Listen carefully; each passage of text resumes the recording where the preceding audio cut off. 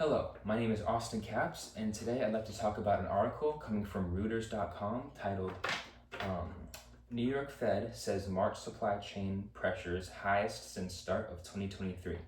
This was written by Michael S. Derby on April 6th of this year, 2026.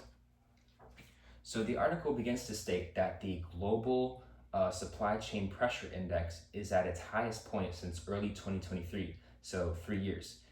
This signals a renewed strain on global supply chains. So the article states that this is largely due to the current Middle East conflict, which has caused a number of different disruptions on the global supply chain.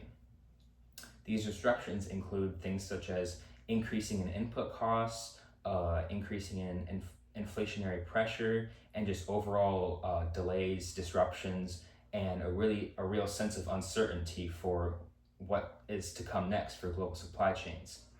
So the article is basically warning that these disruptions and this instability in global supply chains will have a major macroeconomic risk factor that we will have to deal with.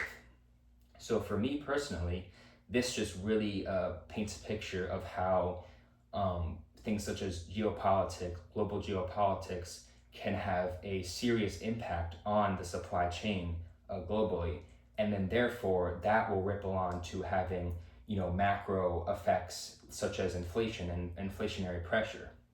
So to me, it really points out the need for good risk management to see how, for the global supply chain, how we can prevent these disruptions from happening in the future, and how we can prevent these horrible disruptions from happening.